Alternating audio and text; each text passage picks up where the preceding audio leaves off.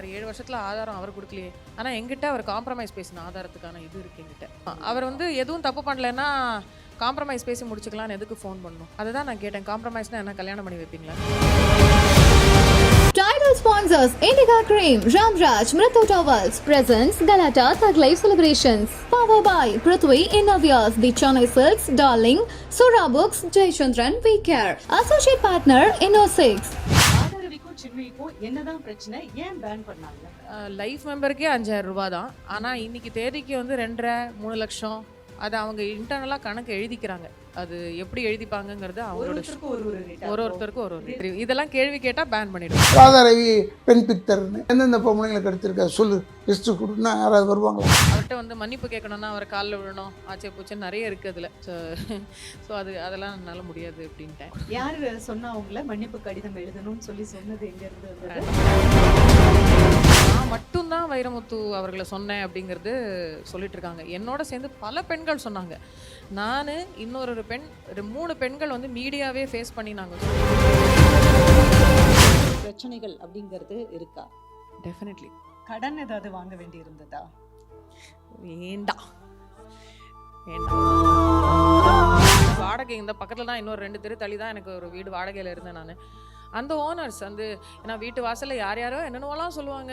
அவங்களோட ரிலேட்டிவ்ஸே சொல்லுவாங்க, ஏன் இவளெல்லாம் வந்து இந்த மாதிரி வாடகைக்கு வச்சிருக்க, காலி பண்ணுவீங்கன்னா. வீட்டில் இருக்க சாமி படம்லாம் தூக்கி அப்படி ரோட்லலாம் வச்சிருந்துருக்கேன் நான் கோவத்தில். சாமி மேலே கோவத்தில். ஒரு 6 வருஷத்தில் 20 பாட்டு பாடுறதுக்கும் மாதம் 20 பாட்டு பாடுறதுக்கும் difference. Title sponsor Indica Cream. Add color to your life. Ramraj, Mritu Towels. Super soft, super observant presence. Chinmay Fans Festival. Powered by Prithvi Innovias. Prithvi Innovias, your perfect partner. The Chennai Silks. Let the celebration begins. Darling AC திருவிழா. இந்தியாவிலேயே மிக குறைந்த மாத தவணையில் AC. Sura Guides. Sura School Guides for all classes. Jayachandran, குறைந்த விலை நிறைந்த தரம். தங்கள் தேவைகள் அனைத்தும் ஒரே இடத்தில். Jayachandran, We Care Hair and Skin Clinic. Associate sponsor Inno6. Bharat கா நெக்ஸ்ட் ஜென் கிரிப்டோ எக்ஸ்சேஞ்ச். பர்சனலாக சொல்கிறேன், ஆக்சுவலாக ஒரு ஜேர்னலிஸ்ட் வந்து நியூட்ரலாக இருக்கணும் அப்படின்னு சொல்லுவாங்க. பட் ராதாரவிய கொஸ்டின் கேட்கும்போது ஒரு பக்கமாக ஃபுல்லாக இருந்ததா அப்படின்றது சிலர் எங்கிட்ட சில ரொம்ப கம்மியான பேர் தான் சிலர் கேட்டிருந்தாங்க. பட் உண்மை எதுவோ அதுதானே ஜேர்னலிசம். அதனால தான் அப்போ அப்படி பண்ணோம். ஆக்சுவலாக இப்போ கேட்கணும் அப்படின்னா, ராதாரவிக்கும் சின்மயிக்கும் என்னதான் பிரச்சனை, ஏன் பேன் பண்ணாங்க? ஸோ என்ன பேன் பண்ணது வந்து அவங்க கொடுத்த ஒரு ரீசன் வந்து 90 ரூபாயோ 120 ரூபாயோ சப்ஸ்கிரிப்ஷன் கட்டலைன்னு ஒரு இது. சப்ஸ்கிரிப்ஷன் கட்டுறதுங்கிறது நியாயமாக பார்த்தா யூனியன் பைலா படி நான் வந்து 5000 ரூபாய் கட்டினா லைஃப் மெம்பர் சேர்றதுக்கான காசு வந்து அதை விட ரொம்ப கம்மி. ஆனால் எங்கிட்டேருந்து அவங்க எவ்வளோ பேமெண்ட் அப்போன்னு சொல்லலாமா? நீங்களே சொல்லலாம். I think it's about 1000 rupees 2000 rupees மாதிரி இருக்கும். லைஃப் மெம்பருக்கே வந்து 5000 rupees தான். சில்லன் ஒரு காதலோட பேமெண்ட் எவ்வளவு? 15000 rupees. அதுல நீங்க டப்பிங் பேசினதுக்கு உங்களோட பேமெண்ட் 15000 ரூபாய். அந்த 15000 டப்பிங் யூனியனே எடுத்துட்டாங்க. ஏன்னா நீங்க மெம்பரா சேர்றதுக்காக. ஆமா, அப்படியே எடுத்துட்டாங்க. அவங்க அந்த ரசீதும் தேங்க்ஃபுல்லி அந்த ரசீது என் கையில கொடுக்கல, பட் கோர்ட்ல சப்மிட் ஆயிருக்கு. ஆக்சுவலா டப்பிங் யூனியன்ல மெம்பரா இருக்கு லாக்ஸ்ல பணம் இப்போலாம் அப்படின்னு. அதுவே வந்து அகைன்ஸ்ட் த பைலா தான். பைலால வந்து புக்ல பாத்தீங்கன்னா அந்த அமௌண்ட் எல்லாம் இருக்கவே இருக்காது. அவர் வந்து அன்னைக்கு தேதிக்கு அவருக்கு என்ன அமௌண்ட் வாங்கணும்னு அவருக்கு தோணுதோ அதை வாங்குவார். லைஃப் மெம்பருக்கே 5000 ரூபாய் தான். ஆனால் இன்னைக்கு தேதிக்கு வந்து 2.5-3 லட்சம். அது அவங்க இன்டர்னலாக கணக்கு எழுதிக்கிறாங்க. அது எப்படி எழுதிப்பாங்கங்கிறது அவங்களோட ஒருத்தருக்கு ஒரு ஏலம் போடுற மாதிரி இருக்கு, சங்கத்துல சேர்ற மாதிரி இல்லையே. அது அவங்களுக்கு தான் தெரியும். இதெல்லாம் கேள்வி கேட்டால் பேன் பண்ணிடுவாங்க. பட் உங்களை டப்பிங் யூனியன் சங்க தலைவர் ராதாரவி அவர்கள், ஆமாம், உங்களை பேன் பண்றதுக்கான உண்மையான காரணம் என்ன? எனக்கு தெரிஞ்ச உண்மையான காரணம், நான் வந்து மீட்டு மூவ்மெண்ட்டில் நான் பேசினது மற்றும் ஒரு 2 பெண்கள் வந்து ராதாரவி அவர்களே வந்து அபியூசர்னு வந்து குற்றம் சாட்டினாங்க. அந்த ட்வீட்ஸை நான் வந்து ஷேர் பண்ணி விட்டேன். அதுலேருந்து ஒரு வாரம் அன்றைக்கி அந்த ட்வீட்டை ஷேர் பண்ணும்போதே நான் சொன்னேன், இது நான் சொல்லும் போதே எனக்கு தெரியும் என்னை வந்து நீக்கிடுவாங்க, சங்க நீக்கம் பண்ணிடுவாங்கன்னு எனக்கு தெரியும். இனிமேல் என்னோடய கரியர் கொஸ்டின் மார்க் தான் அப்படின்னு சொல்லிட்டு தான் நான் சொன்னேன்.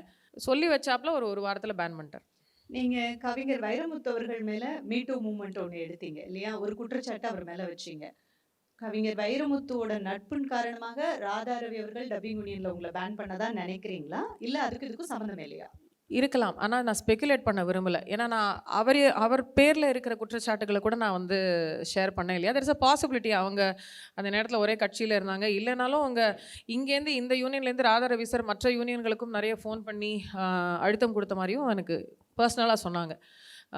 சேர்க்காதீங்க யூனியன்லேருந்து மியூசிஷியன்ஸ் யூனியன்லேருந்து எடுத்துருங்க அப்படிங்கிற மாதிரி. அப்போ I think they kinda avoided it at that point. So that continued. I got banned immediately. அப்போ அந்த நேரத்தில் வந்து ஏற்கனவே அனௌன்ஸ் பண்ணியிருந்தேன் ஹரிஹரன் சாரோட ஒரு கான்சர்ட் டூரில் இருந்தேன் நான் யூஎஸில்.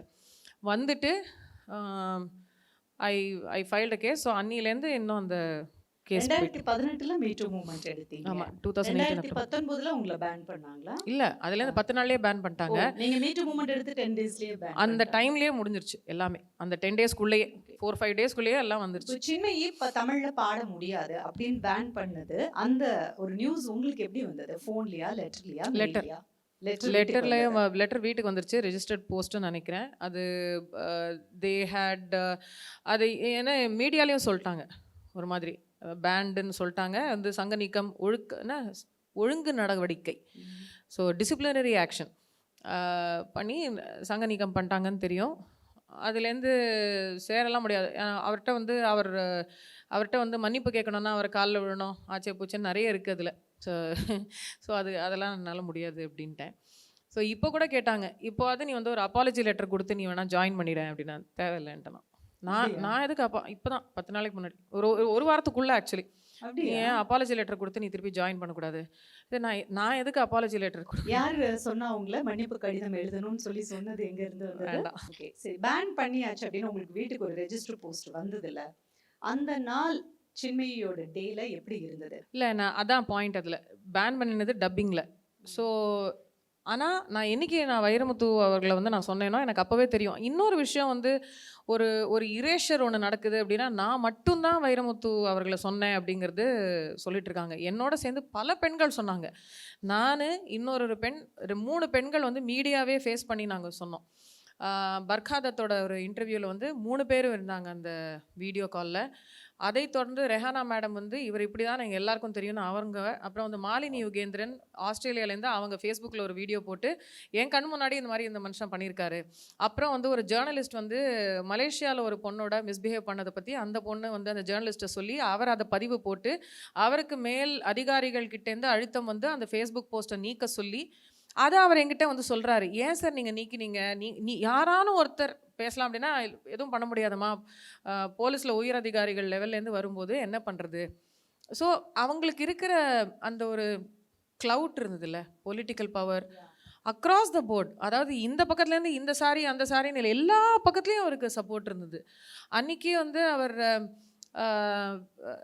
என்ன அறியப்பட்டவர்கள் மீது இந்த மாதிரி பழி சுமத்துவது வந்து ரொம்ப வழக்கமாக போயிடுச்சு இப்போ ரீசெண்டாக அப்படின்னு. நான் வந்து எங்கிட்ட ஆதாரங்கள்லாம் இருக்குது, நான் கொடுக்குறேன். நான் 7 வருஷத்தில் ஆதாரம் அவர் கொடுக்கலையே, ஆனால் எங்கிட்ட அவர் காம்ப்ரமைஸ் பேசின ஆதாரத்துக்கான இது இருக்குது எங்கிட்ட. வைரமுத்து. ஆமாம், அவர் வந்து எதுவும் தப்பு பண்ணலைன்னா காம்ப்ரமைஸ் பேசி முடிச்சுக்கலான்னு எதுக்கு ஃபோன் பண்ணணும்? என்ன மாதிரியான காம்ப்ரமைஸ் அது? அதுதான் நான் கேட்டேன். காம்ப்ரமைஸ்னால் என்ன, கல்யாணம் பண்ணி வைப்பீங்களான்னு கேட்டேன். பதில் ஒன்றும் இல்லை, சாரி நான் வந்து ஃபோன் பண்ணியிருக்கவே கூடாது. அவரே கால் பண்ணாரா? ஒருத்தர் மூலமாக ஃபோன் பண்ணார். அவங்க ஃபோன் பண்ணும்போது நீங்கள் எதுக்கு காம்ப்ரமைஸ் பேசுகிறீங்கன்னு புரிஞ்சுதான் காம்ப்ரமைஸ் பேசுகிறீங்களா அப்படின்னா, இல்லை அவர் ஃபோன் பண்ணார், அவள்கிட்ட நம்ம இதை பேசி வந்து சமரசமாக போயிடலாம், இதுக்கு மேலே வந்து மீதி பெண்களோட ஸ்டோரிலாம் சொல்ல வேண்டாம்னு சொல்லுன்னு சொன்னதாக. அது நான் சொன்னேன் I'm sorry but I'm ton. ஏன்னா இது நான் ஏற்கனவே வந்து சொல்லியிருக்கிறது தான். ஓவர் த இயர்ஸ் நான் சில பேருக்கு கூட சொல்லியிருக்கேன், பர்சனலாக சொல்லியிருக்கேன். ஸோ அது எல்லாமே வந்து அவங்களுமே ஞாபகப்படுத்தினாங்க. எங்கெல்லாம் வந்து ஸ்டூடியோவில் வந்து அவர் வர்றதுக்கு முன்னாடி நான் பாடிடுவேன், இல்லைனா வந்துட்டு போன அப்புறம் போவேன். அதை நான் கம்போசர்கிட்ட சொல்லி பேசி வச்சுக்கிட்டு போயிடுறது. அவர் வந்தார்னா நீங்களே பேசுகிறேங்க, அவர் வந்து லிரிக்ஸ் எல்லாம் எனக்கு எக்ஸ்பிளைன் பண்ணணுங்கிற அவசியம் இல்லை, எனக்கு பார்த்தா படித்தா எனக்கு புரியும், நீங்களே அது என்ன கிளாரிஃபிகேஷன் இருக்கோ கரெக்ஷன் இருக்கோ சொல்லிடுங்க, ஆனால் எனக்கு முடிஞ்சதுன்னா அவர் வந்துட்டு போனப்புறம் எனக்கு கூப்பிடுங்க, இல்லைனா வந்து அவங்க வேற எங்கேயோ இருக்காங்க அப்படின்னு சொல்லி நீங்கள் வந்து சமாளிச்சிருக்கீங்க. இப்போ உங்களை எடுத்துக்கும் போது வாழ்க்கையில் பணம் ரொம்ப முக்கியம் இல்லையா? பட் சோத்தில் மண்ணு போடக்கூடாதுன்னு சொல்லுவாங்க. ஒரு பொண்ணுக்கு திறமை இருக்குது, சண்டை போட்டு ஜெயிக்கணும். அவங்களோட திறமையவோ அவங்களுடைய வேலையிலையோ நம்ம மண்ணள்ளி போட்டு சோத்துல மண்ணள்ளி போடக்கூடாதுங்கிறது அதுதான். ஸோ உங்களை டப்பிங் யூனியனில் பேன் பண்ணும்போது ஃபினான்ஷியலாக நீங்கள் சந்தித்த பண பிரச்சனைகள் அப்படிங்கிறது இருக்கா? டெஃபினெட்லி பயங்கரமாக கஷ்டப்பட்டிருக்கேன். அது வந்து தேங்க்ஃபுல்லி இது வந்து my husband was there to support, friends supported honestly. And அதையும் கடந்து நான் இப்போது நடத்திட்டு இருந்த அந்த ஸ்கின் கேர் ஒரு கம்பெனி ஒன்று ஆரம்பித்தேன். அதில் ஏதோ எனக்கே தெரியாமல் ஏதோ ஒரு டாக்குமெண்ட்டில் சைன் பண்ணி அதுவும் கையை விட்டு போச்சு. அதுவும் மொத்தமாக ஏமாற்றி அதுலேருந்தையும் கொஞ்சம் ஒரு மாதிரி நடுத்தருவில் நின்னேன். அது என்ன நேலம்னு தெரியல. பட் அது எல்லாத்தையும் கடந்து வந்து all of that financial struggle, all of that அந்த ஒரு நெருக்கம், அது why do people go through so much of stress and trauma due to financial ஸ்ட்ரகிள்ங்கிறது பர்சனலாக நான் அனுபவிச்சு இது பண்ணினேன். ஆனால் I was not as bad of as others. எனக்கு இன்னமும் தெலுங்குலேயோ கன்னடாலேயோ அந்த இதிலலாம் ஆப்பர்ச்சுனிட்டிஸ் வந்துக்கிட்டு இருந்தது. No doubt about that. Malayalam இது எல்லாத்துலேயுமே எனக்கு ஆப்பர்ச்சுனிட்டிஸ் வந்துட்டு இருந்தது. பட் ஆனால் 10 வர்ற இடத்துல 1 வரும். கடன் ஏதாவது வாங்க வேண்டி இருந்ததா? வேண்டாம் வேண்டாம். இன்னொன்று, டப்பிங் யூனியனில் நீங்கள் ராதாரவி அவர்கள் நான் இன்டர்வியூ எடுத்தப்பவே சொல்லியிருந்தார், நீங்கள் பொய் சொல்லிட்டீங்க, எல்லோ கார்டு எடுத்துட்டு லைஃப் டைம் மெம்பர்னு சொல்லிட்டீங்க. கலர் கலராக கார்டு இருக்கா டப்பிங் அது யூனியன்? கலர் கலராக கார்டு இருக்குன்னு அவங்க சொல்லி தான் எனக்கே தெரியும். என்னை பொறுத்த வரைக்கும் நான் 15,000 ரூபா கட்டினேன். அவங்க பைலோ என்ன சொல்லுது, 5,000 சொல்லுது. 15,000 ரூபா வாங்கினீங்க. அப்போ நான் லைஃப் மெம்பருக்கு ஆமாம். அப்போது அதுக்கு 3 மடங்கு ஆல்ரெடி வாங்கிட்டு நீ லைஃப் மெம்பர் இல்லை. அவங்க என்ன கலர் கார்டு கொடுக்குறாங்களோ அதை வச்சுக்கிட்டு தான் நான் வந்து எத்தனை கலர்ல கார்டு இருக்கு டப்பிங் பரம யூனியன்ல? சத்தியமாக தெரியாது. அவங்க சொல்லி தான் கலர் கலராக வச்சுருக்கீங்களா, இதெல்லாம் பற்றி நீங்கள் யாரும் சொன்னது இல்லையே அப்படிங்கிற மாதிரி இருக்கு. நீங்க பொய் சொல்லிட்டீங்கன்னு சொல்லிட்டாருங்க இல்லை, ராதாரவி. அவர் என்ன வேணால் சொல்லுவார். அவருக்கு என்ன, அவர் he'll say whatever he wants. அதான் சொல்லிட்டாரே, இந்த மாதிரி இந்த பொண்ணெல்லாம் பற்றி பேசுறது வேஸ்ட்டு அப்படின்ட்டாரு. அவ்வளோதான். Okay. அவருக்கா வந்து வாழ்வாதாரம் போகுது. அவர் எதுவும் பண்ணலைன்னா கூட எல்லாரோட சம்பளத்துலேருந்து 10% வாங்கிட்டு அவங்க பாட்டுக்கு யூனியனில் நடத்திக்கிட்டு இருப்பாங்க. ஸோ டப்பிங் யூனியன்ல யாருக்கெல்லாம் கௌரவ உறுப்பினரா வச்சு அவங்களே பே பண்றாங்க? நிறைய பேர் ஆக்சுவலி இப்போது ஐ திங்க் நீங்களே கூட சொன்னீங்க இல்லையா அந்த இன்டர்வியூவில், there is I think Shruti Haasan, there is so this is not controversial about other people, but there நடிகர் விஜய், சிங்கர் கார்த்திக், இவங்க எல்லாருக்கும் அவங்களே தவிர்த்து வேற யாராவது இருக்காங்களா? இருக்கணும், கட்டாயமாக இருக்கணும். I think there is a whole long list. அதாவது கௌரவ உறுப்பினராக அவங்களே சேர்த்து விட்டுட்டு அவங்களுக்கு அவங்களே காசு கட்டுறது. அதாவது இங்கே வந்து பாவம் 700 ரூபாய்க்கும் 600 ரூபாய்க்கும் வந்து டப்பிங் க்ரௌட் வாய்ஸ் எல்லாம் பேசிட்டு அவங்க கிட்டேருந்தும் 10% வாங்குறது Actually எல்லாமே அது அவங்க தான் புரியவே இல்ல. பண்ணுறாங்க. இப்போ வந்து டப்பிங்க்கு சங்கம் இருக்கு, டான்சர்ஸ்க்கு சங்கம் இருக்கு, நடிகர்கள் சங்கம், இயக்குனர்கள் சங்கம், தயாரிப்பாளர்கள் சங்கம், இப்படி திரைத்துறையில எல்லா இடத்துலயுமே நிறைய சங்கங்கள் இருக்கு. ஆனா நீங்க சம்பாதிக்கிறதுல 10% அந்த சங்கத்துக்கு போகணும் அப்படிங்கிறது டப்பிங் யூனியன்ல மட்டும்தான் கட்டாயமா ரூல்? இதை தவிர இன்னும் ஒரு யூனியன் இருக்கலாம் அப்படின்னு சொல்கிறாங்க. பட் எனக்கு இப்போ எக்ஸாக்ட் டீட்டெயில்ஸ் ஞாபகம் இல்லை. பட் டப்பிங் யூனியனில் 100% எல்லாரும் 10% கொடுத்தே ஆகணும். அது ஏன்னே தெரியல. அதாவது இவங்க வந்து மேனேஜர்ஸ் மாதிரி எங்களோட அசைன்மெண்ட்டை வாங்கிட்டு வந்துட்டு மேனேஜ் பண்ணுறதுனால 10% எடுக்கிறாங்கன்னு கிடையாது. அவங்களே ஒரு ரூல் போட்டு இதுலேருந்து இந்த மாதிரி 10% they have been taking money from all of us. அதுக்கெல்லாம் கணக்கு கேட்டால் அது எங்கேயோ இருக்கும், வரவுக்கு மேலே செலவு இருக்கும். அவங்களே வந்து கவர்மெண்ட்டுக்கு சப்மிட் பண்ணுற கணக்கு தான் அதெல்லாம். எல்லாமே தப்பாக இருக்கும். நான் எல்லாரோட இன்கமையும் வச்சு 10% இத்தனை வருஷத்தில் பாருங்கள் கணக்கு பண்ண sir, Rajini sir, Ajith sir, Vijay sir, Kamal sir, அவங்களோட 4 பேரோட இன்கம்லேருந்து 10% அவங்க யூனியன் வாங்கியிருந்ததுன்னா they can establish a new, அவர் ஏதோ கைலாஸ் ஆதம் நடத்துகிறாரு அந்த மாதிரி இங்கே அது மாதிரி ஏதோ ஒன்று பண்ணிக்கலாம். நிஜமாக தான் சொல்கிறேன், ஐம் நாட் ஜோக்கிங். அப்போ எப்படி இந்த விதிமுறைகள் எல்லாம் எழுதுறது யாரு டப்பிங் யூனியன்ல? அவங்களுக்கு இஷ்டம். யா அவங்கவுங்க நடத்துகிற கட்ட பஞ்சாயத்து. அப்போ ஒரு பொறுப்புல இருக்கிறவங்க சம்பாதிச்சாலும் சம்பாதிக்கலனாலும் இன்கம் அங்க வந்துகிட்டே இருக்கும். ஆமாம், அந்த இன்கம் டப்பிங் யூனியன்ல உள்ள நலிந்த கலைஞர்களுக்கு செலவு பண்றீங்களா அப்படின்னு சொல்கிறாங்க. நான் போய் பார்க்கல. அன்னைக்கு ஏன் சொல்லலை சின்மயி, லேட்டா சொன்னாங்க அப்படிங்கிறது வந்து இன்னைக்கு வரைக்கும் புரியாம பேசிக்கிட்டு இருக்கிறவங்களும் நிறைய பேர் இருக்கிறாங்க. ஒரு சம்பவம் ஹராஸ்மெண்ட் நடந்து 10 வருஷம் 15 வருஷம் கழிச்சு எப்ப வேணா சொல்லலாம் அப்படிங்கறத சட்டம் சொல்லுது. ஏன் சொல்லல அப்படின்னா, முதல்ல வீட்டுல சப்போர்ட் வேணும். நீங்க எத்தனையோ முறை சொல்லிட்டீங்க, என் கணவருடைய சப்போர்ட் இருந்ததுனால நான் சொன்னேன் அப்படிங்கிறது. பட் சொன்னதுக்கு அப்புறமா வாய்ப்புகள் மறுக்கப்படும் போது ஏன் சொன்னோன்னு வீட்டுல இருந்தாவது ஒரு குரல் வந்திருக்கா, வரலையா? இல்லை, வந்ததே இல்லை. What ever you did was absolutely right. எனக்கு ஏன்னா ரெக்ரெட்ஸ் இல்லை. எனக்கு மன வருத்தம் இருக்கும். நான் உண்மையை சொன்னதுக்காக why do I have to pay the ப்ரைஸ்ன்னு ஒரு மன வருத்தம் இல்லாமல்லாம் இல்லை. ஐ நியூ இது நான் சொன்னால் இதுக்கான ஒரு ஒரு ஒரு என்ன சொல்கிறது, இதுக்கான ப்ரைஸ் ஹேஸ் டு பி பெய்டுன்னு எனக்கு தெரியும். பட் இதை நம்ம சொல்லிட்டோம், இதனால நமக்கு வாய்ப்புகள் இல்லை, நம்ம திறமையை அங்கீகரிக்காம நிப்பாட்டுறாங்க அப்படிங்கும்போது மனம் உடைஞ்சிருக்கீங்களா, அழுதுருக்கீங்களா? அந்த போராட்டம், மன போராட்டம் அப்படிங்கிறது நீங்க கடந்து வந்தது எப்படி இருந்தது? கட்டாயமா. என் மனசு வருத்தமும் இருக்கும். எனக்கு வந்து ஏன்டா why I've gone through all of that. அதெல்லாம் இல்லைன்னு என்னால் சொல்லவே முடியாது. மனசு வருத்தம் இருக்கும், வேதனை இருக்கும். அதுக்கு தான் அப்போ அந்த ஃபேமிலி சப்போர்ட், என்னோட க்ளோசஸ்ட் ஃப்ரெண்ட்ஸ் எனக்கு இந்த இந்த ஒரு 6-7 வருஷம் வந்து இது ஹாரி பாட்டரில் வால்டமார்ட் மாதிரி, the one that shall not be named, சின்மையா, ஐயோ அதை பற்றி பேச வேண்டாம் அப்படிங்கிற மாதிரி ஒரு சூழ்நிலையில என் கூடயே நின்னாங்கல்ல. நான் அதனால தான் இப்போ கூட உங்களுக்கு இந்த மீட் நான் உங்களுக்கு பண்ணும்போது நீங்கள் எங்களுக்கும் பண்ணுங்கள், எங்கள் யூடியூப் சேனலுக்கும் பண்ணுங்கள். அவங்களுக்கு நான் சொன்னேன், இது நான் வந்து இதெல்லாம் நான் உங்ககிட்ட வந்து இப்போ நான் திடீர்னு பிஸி ஆகிட்டேன்லாம் இல்லை, ஆனால் எனக்கு வந்து திரும்பி பார்த்து கேள்வி கேட்பார் இல்லாத போது சிவசங்கரி கேள்வி கேட்டாங்க. எனக்கு அந்த நன்றி கடன் இருக்குது.